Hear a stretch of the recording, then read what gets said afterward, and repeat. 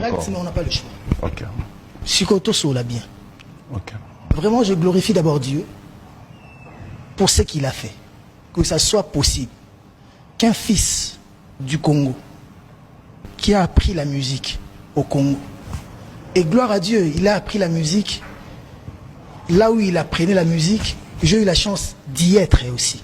Okay. Et aujourd'hui, Dieu l'élève. Tine à niveau, il y a dans le Stade de France. Moi, étant Congolais, je me retire de la liste des artistes. Je me mets à la place des Congolais. J'ai dit que l'artiste est une fierté nationale. L'artiste est une fierté du continent. Il a rendu ça possible.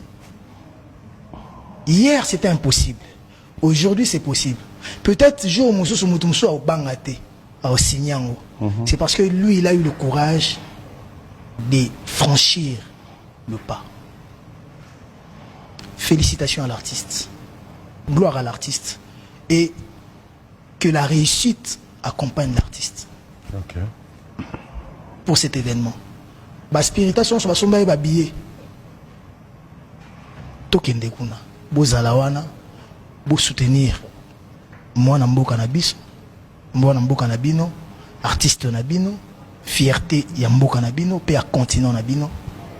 Arubeta Ndouli wana rumba ou comme patrimoine immatériel à UNESCO. Arubeta na stade wana. C'est une fierté. Deuxièmement, tout le monde oui, il y a un problème, c'est qu'il y a le ministère de la Culture. Mais avant Bandoba, j'ai des affinités. Voilà, le pouvoir. PM, je souffre de ça aussi. Ok. Voilà, je souffre de ça. Nasa eli Kambuboy. Oh, bah, pesa gouvernement, pesa qui est bon. Nasa liboy. Oh, bah, pesa qui est bon. Depuis que je suis congolais, le gouvernement congolais ne m'a jamais donné 10 $. Je vais te dire un truc.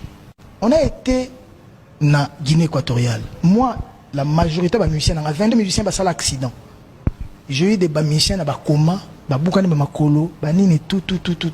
Laisse-moi parler. Nazo mamnanga malobananga. Na lingi na regretta yiko pour na démenti. Oui poani.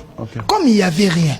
Il fallait qu'on paie sa batouana crédit et baso à réponse. Pour réponse on a commis quelque chose. Ils ont eu ce qu'ils voulaient. Baso réponse, il fallait pas. Entre nous. Depuis ton botama léopard, j'aurai prime et les gars na TV. 100 000, 50 000, bah ça va. 70 000, bah 100 000, bah combien? 23. Et ça combien? 2 300 000. 70 000, bah j'aurai un bon. Banda to botama, banda ba ntumbungoy, banda ba kidoda, banda ba motubile, banda ba j'aurai un bon. Mais ici, on est déjà là. Belle réflexion. Laisse-moi nous savoir pourquoi nous commandons. Un artiste qui joue au Stade de France, bah je me suis dit 1 million. Mbongo mukie bongo. Mais pas siliki na Congo. Point ba silika. Ministère ya défense. Ce qui est dans le ministère de la finance ko senga mbongo. Et senga la bana mbongo. Ba soldat, ba militaire.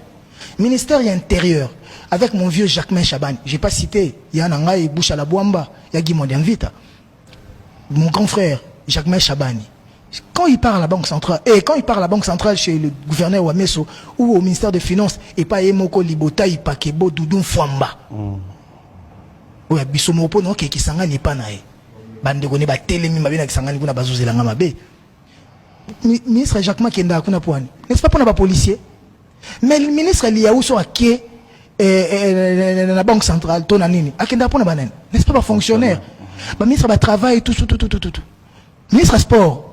Excellence Didier Boudimbo, on a même sur Coupe du Monde. Le seul ministre qui a même sur Coupe du Monde. Pour le ministre Kalana, ministre quoi, même sur la 74, la 74, comment on est gagné? Oui, bien.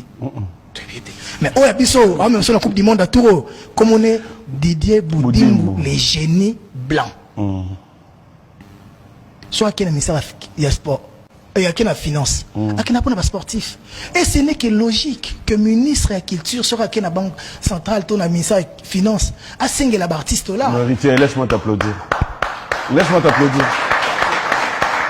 Je pouvais tout m'imaginer sur ça. Laisse-moi t'applaudir.